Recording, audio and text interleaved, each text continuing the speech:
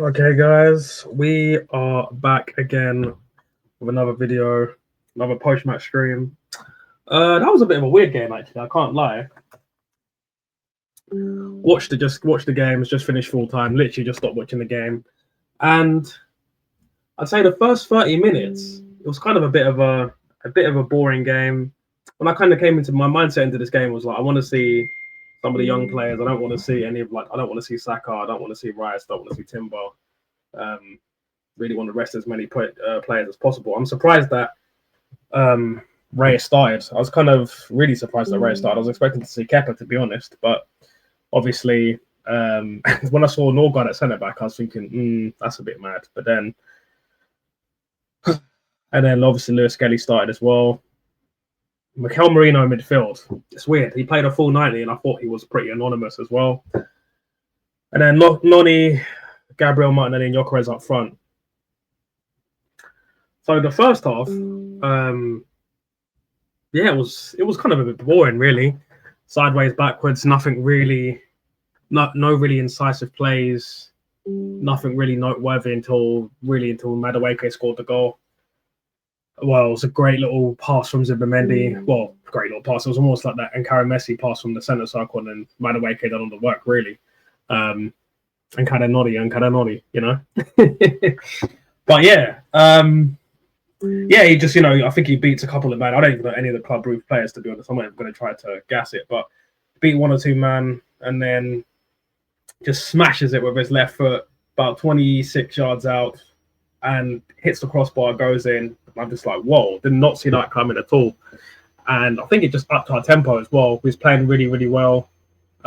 We sustained some good possessions, a couple of neat touches about 5 or 6 minutes after that. And then I think the last 10 minutes of the half, they were kind of on top. And then the last extra time minutes, we kind of came back on top again. But I don't think we played that great in the first half. I think no team deserved it. But I'd say that their right winger, I can't remember his name. What's his name again? Is it Truss? Mate, I swear to God, I'm not even sure what his name is. But the number 9 that was on the wing, the number 9. What's his name? Forbes. He was giving Lewis Kelly a tough time, man. He was cooking him a little bit. I'm not gonna lie. He wasn't doing damage per se, but he was probing. He was definitely their danger man, and no doubt about that. So we move into the second half, and I just want to kind of talk about some individual performances because, obviously, second half starts, pinging the ball around, goes to Zubimendi on the wing. He whips it first time with his left foot. I think this is a goalkeeping error. The goalkeeper was too close to his front post. Madueke sneaks from the back and literally headers it from 2 yards out, and we go 2-0 up, 2 goals, 2-0, and I'm like, well, this is basically game over now. I want to give a quick shout out to Ben White as well, because I think Ben White had a pretty good game. I think he seemed to kind of ignite a lot of the attacks. He was very progressive, a lot of forward passing. Wasn't just linking up with Saka and Odegaard. He was kind of getting the ball into the midfield, but in a level 10 position in between the pockets. And it was kind of popping up in some pretty good areas as well. So I really liked Ben White's performance. Christian Norgard, out of position, not really had that many minutes. I think he done all right, but he lost the ball a lot, so it's kind of getting on my nerves. In Cape, say solid performance. I think he was getting too tight to the striker at times and giving away silly fouls, but he didn't get booked and he got hooked anyway. So I don't think he had a bad performance. I think his performance was all right. Lewis Kelly, I think he was getting cooked a little bit. I think once they made the substitutions around the 70th minute, I think he kind of settled, because I think at that point, Club Brugge had just basically given up anyway. They weren't getting back into the game. Arsenal knew that, they knew that, the crowd knew that, and the home team had basically stopped singing at this point. So I think the tempo really suited Lewis Kelly. Odegaard, boy, oh boy. I mean, if you watch my last stream, you know that I've not been happy with Odegaard starting. I've not been happy with him getting 90 minutes that he doesn't really deserve. I looked at his performance tonight and I think, what did he even do? What did he actually even do? I couldn't tell you, really. Picked the ball up, done a couple of crosses, didn't really do anything threatening, didn't do anything probing, didn't do anything that made me think, raw. Odegaard's having a great game. Zubimendi, 2 assists, think he was really, really tidy. I think it was a complete 180 of the performance he had away at Aston Villa. Really, really neat and tidy. Controlled the game, dictated, made some progressive passes, and got 2 assists. And I think he had a really, really solid performance. Mikel Merino, a couple of neat touches, but other than that, pretty anonymous, to be honest. I don't want to ever see him in midfield. I don't know. And that kind of goes into a point I was going to make later, but I'm just going to make it now anyway. What does Wanyeri have to do to get some proper minutes in this team? Honestly, Mikel Merino absolutely stinks in midfield, mate. Stinks.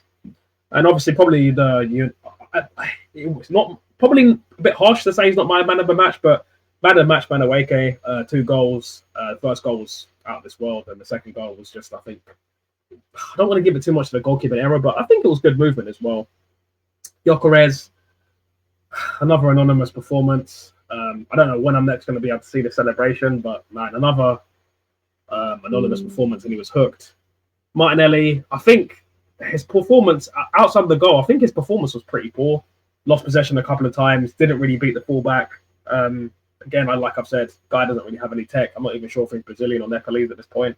But he got the goal, and it was a pretty damn good goal as well. So puts it in, hooks it in around the 56th minute to make it 3-0. So I think the goal kind of covered up his performance, but he scored a goal from outside the box. So I can't. And he scored 5 and 5 in the Champions League. I can't be upset. But I really definitely think as soon as possible we need to move him on and get an upgrade. He's not good enough to be the starting left winger or even the backup left winger, in my opinion. That's just my personal opinion.